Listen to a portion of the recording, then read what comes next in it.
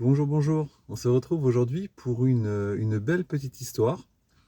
Voilà, ça faisait un petit moment que j'en avais pas fait des nouvelles, alors je me suis dit, tiens, vas-y, il m'en reste quelques-unes à faire. Et puis en plus, j'ai une raison de devoir en faire encore trois quatre parce qu'elles vont m'être utiles et il m'en faut 3-4 de plus pour pouvoir compléter le projet. Alors, l'histoire, c'est l'histoire de cette dame un petit peu embourgeoisée, on va dire, qui fait la queue dans une boulangerie le matin, à la gare. Et elle achète, pour son trajet, elle achète 6 croissants.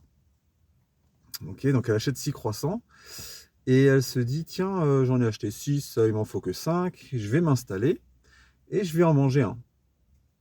Alors elle s'installe à une table et puis elle se dit, ah, c'est dommage avec les croissants, ce serait bien d'avoir un petit café avec, hein. Donc en fait, elle laisse les croissants sur la table dans le sachet et elle retourne faire la queue pour aller chercher un café.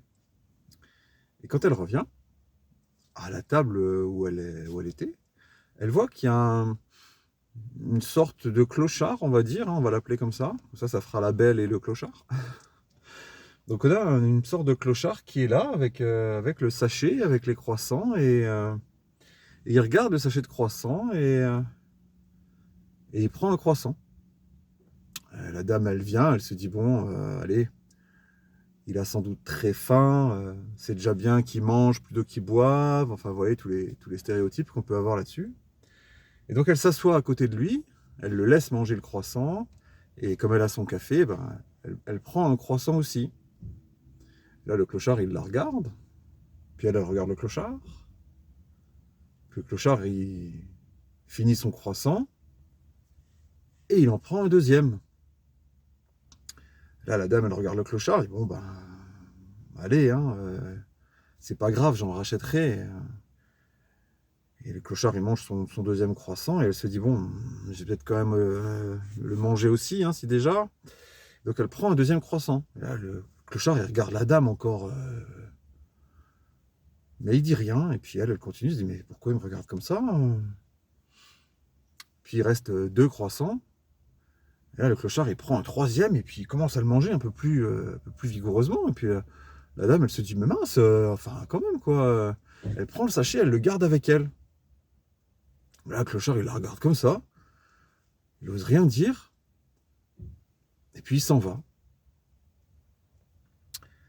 Et puis, bon, la dame, elle est comme ça, elle se dit, non, mais bon, quand même, deux croissants, après, voilà, j'ai quand même le droit de pas faire moitié-moitié avec lui. Puis à ce moment, il y a une personne qui était à la table à côté et qui dit, madame, je crois que vous aviez oublié vos croissants. Ah là, la dame, elle dit, comment ça? Elle dit, bah oui, en fait, quand vous êtes venu, vous avez posé votre sachet de croissants sur cette table-là. Puis après, bah, il y a ce monsieur qui est venu avec son sachet de croissants à lui. Vous le saviez pas? Et voilà. Donc là, la dame, elle vient de comprendre que ce monsieur qui n'avait pas grand-chose à part ces croissants-là, bah, il a partagé avec elle sans rien dire. Alors qu'elle, pleine de jugement, elle se croyait au-dessus de tout ça en le laissant partager.